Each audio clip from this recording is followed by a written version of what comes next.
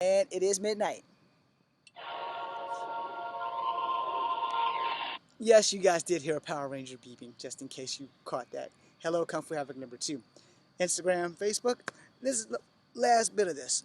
So I don't have any standard weapons. You know, I showed you a conventional weapon. I left everything in the house for a reason. And I'm going to teach you the whole thing about adaptation with little to no martial arts. All right? There's a reason for that because your body's not my body. All right?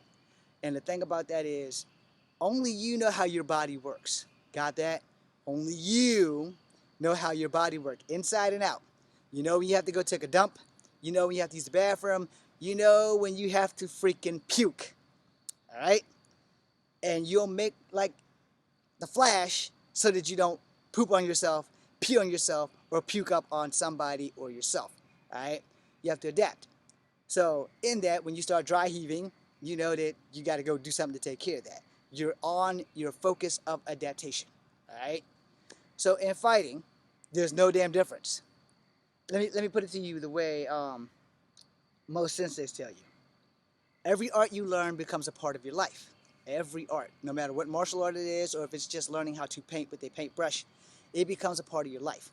And for martial arts is my life. And if you're here, you're exceptionally bored, or you have nothing better to do on a Saturday night, or you're like me, single and don't have a life. And I'm going to be single forever. But anyway, apparently. But anyway, that being said, your way of adaptation is how you will survive a fight. All right? As I showed you in the other video for Kung Fu Havoc number 2, not for you guys that are live, the way to combat certain martial art is to know a counter martial art. So what if there is no counter? All right? What if there is no counter? So one of the most dangerous martial arts that came out of the 70s was Jeet Kune Do, which was Bruce Lee's martial art. And it was basically called the Way of the Intercepting Fist. Well, what if both of you know the same amount of martial arts? What if both of you know the same tricks, the same moves, and you can match each other move for move? You're going to have one hell of a fun time. You know, this is not just some GFT for the Army. This is just straight, you guys are going to be going at it. Again, let's keep it real. Most fights don't last more than 3 to 5 minutes unless it's in a professional setting or a controlled environment where, you know, you can't just go all out. You got pads on, you got gloves, you got your mouth gear, you got all that shit. So if you're in that, those fights last long. Why you think people always rush to see the next UFC? You know, if you're in a wrestling environment, people run to go see wrestling because they know they're going to get their entertainment, they know they're going to get their money's worth. So a lot of people don't want to pay for somebody who Mike Tyson's the shit out of everybody as soon as the fight begins. You know, and by that, because you know Mike Tyson had the fastest record for knocking people out in his weight class, and he was 18 years old at the time. So therefore, you know, he shocked the world. I'm sure he shocked himself with that one. But no one wants to pay 50 something dollars for pay-per-view, and every time someone gets in the ring, the person that they go across and has betted on gets knocked the fuck out in 40 seconds. That's not a fight, that's a slaughter. So adaptation, like I said, Kung Fu, if you are combating someone who knows Kung Fu and you know karate, then you will adapt your karate to match their Kung Fu. Why did I say that? Because, shocker, Crane Kung Fu and Crane Karate are the same damn thing. It's just a little bit different when you get it from Japan versus getting it from China. It's about like that big. Just so that y'all can see that. You know, it's like really, really minute. It's the same thing when I was telling you about punching like this for Kung Fu versus punching like this, huh, huh, huh, for karate. If you guys been to any karate schools or taekwondo schools, your first week of training is block, counter, block, counter, block, etc. See how off that was? Because I haven't done that shit in a long time. Because I'm used to actually fighting. You know, that kind of shit. When you get into practicing this, you tend to forget that no one does that when a fight really starts. Most people are like this. They're moving. You know, no one's going to sit there and be like,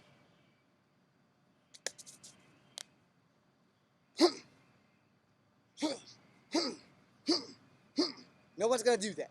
It's never going to happen. You guys get into a fight, you're both going to be like this. And there's going to be a lot of stuff flying out your mouth that probably shouldn't be flying out your mouth. But anyway, adapting.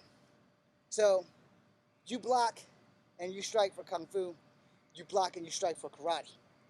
Now, let's say he does the same thing. So you use judo. So you block and you strike. He blocks and he strikes, and you're blocking again. So you step in because you've caught his block because he's throwing a punch now. So you caught it and you step in and you throw and tuck and roll. All right. So as I like to tell people, this is where shit gets complicated. It is possible to throw someone straight off their feet bigger than you when you do judo if taught properly. And if you have the right amount of leverage and the right amount of strength.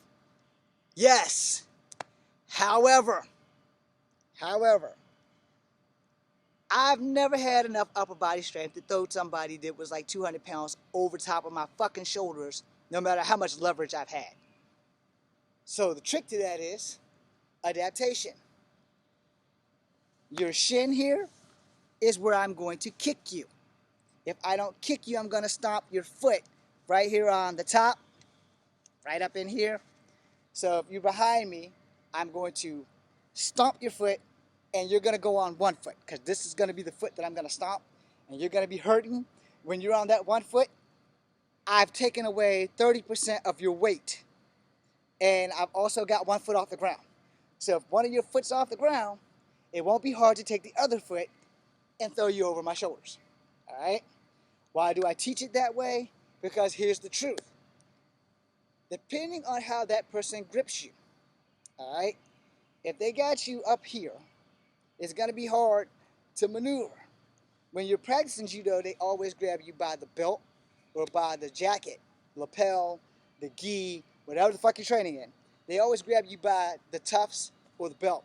Same thing with sumo wrestling and shit like that. Watch some of these videos from ISK and other martial artists and you'll see what I'm talking about.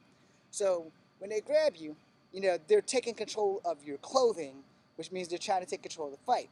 Now, 9 times out of 10, if someone grabs you from behind, they clasp like this. They rarely clasp like this, but if they do, you grab their pinkies and you bend them some bitches back as far as they can until you hear something goes pop.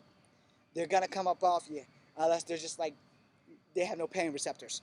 So if they grab like this, you grab a pinky or a thumb or the middle finger, because those are like your strongest digits. So those are the ones you want to get them the hell off you. But the main thing is that you don't panic. All right? Now, if they got a hold of you and you guys are practicing and you're like lock and tie up like wrestling, for judo, it's always either a shoulder and a waist or it's a lapel and a waist. So when they got you like this, they're going to turn, torque, and they're going to pop their hip so that they can throw you over. So yeah, they're going to stick out their butt and they're going to pop you over. Now, there's a really good risk that if you shift your weight, y'all both can go down on top of the person who's trying to throw you. Adaptation. All right? Now, the reason why I say this is because when I was 16 and working at Kegler's, I got jumped by some white cats. And he grabbed me and my arms were stuck like this. Not this part. These parts was in front of his arms. His hands was around here, but my arms, he was across here, so I could do this. But I couldn't get loose. And he was ragdogging me. So I flung forward, and we went over, and then I elbowed him in his solar plexus, proving that if he can't breathe, he can't hurt me. His girlfriend saved his life. That was over 20 years ago. Would I recommend doing that shit today? Hell no. Don't let anybody get behind you. All right? That's just as simple as that. Someone gets behind you, it's a good chance that they've got you, especially if you are not a fighter. And sometimes the headbutt to the back doesn't always work, especially if they're taller and you can't hit like here or here. They pretty much got you. Let's keep the shit real. It really depends on how they grab you and where they grab you, which is why you need to learn how to adapt. When you are adapting in a fight, you need to be able to adapt faster than that. The blink of an eye, speed of light, whatever you want to call it, your ass needs to be to adapt. Because if you don't adapt, your ass gets clapped. Now, when it comes to certain martial arts, if you see the third movie, the original Karate Kid saga, where Daniel starts doing the crane stuff, and then the guy comes at him and he grabs him and he turns in and judo throws him. Okay, Yes, that does work, but that's all about adaptation. You have to be able to adapt on the fly. And just because you see something strange doesn't mean it's not going to be effective.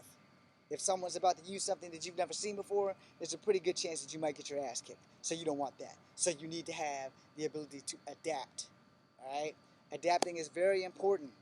If they change their style, they're fighting you standard. Boom, boom, switch up. Boom, boom. Did you see the switch?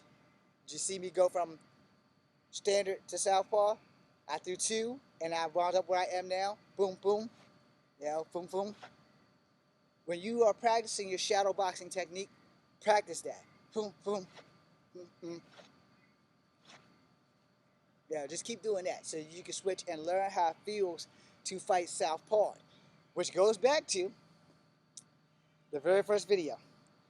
Work on your weak side, your strong side will compensate. So this is southpaw. I'm not a southpaw fighter. Boom, boom. Boom, boom. That was a lazy looking uppercut, right? Boom, boom, boom, boom. Understand how that works. Now standard. Boom, boom, boom, boom. You understand? You have to be able to adapt. So 1, 2, here's your blocks. Boom, boom. You're batting it away. Now, before I end this video for you guys live, because I'm going to continue on Kung Fu Africa number 2, I'm going to make one more video. I'm going to tell you the blocking techniques, the difference between Kung Fu and Karate. For most Kung Fu styles, you block and get to the outside of your opponent. For most Karate styles, you block and counter on the inside. The downside to that is that they already know Karate. So they're going to block and counter. All right? But if they do Karate and you're doing Kung Fu and they don't know Kung Fu and you block and break and strike versus you block and counter, you tell me which one you prefer.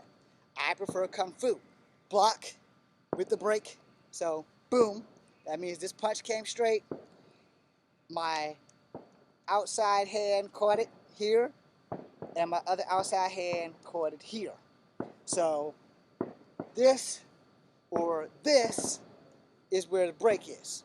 So if I block it this way, my hand will twist and I will push and pull at the same time, causing friction at the elbow, because the hand closest to him will be at the elbow, the hand furthest will be at the wrist.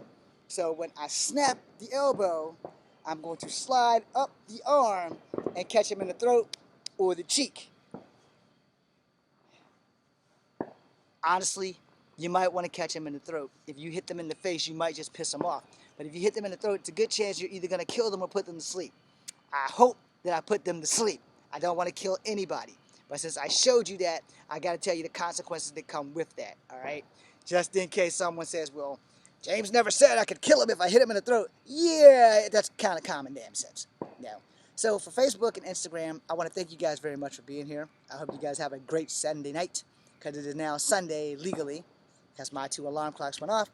And I'm going to let you go so I can go watch Joel Osteen in the morning after I get some sleep.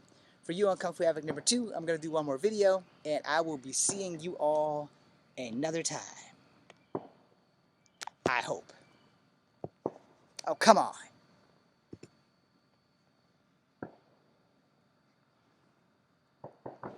Share. Share. Next. Come on, damn it. You cut off.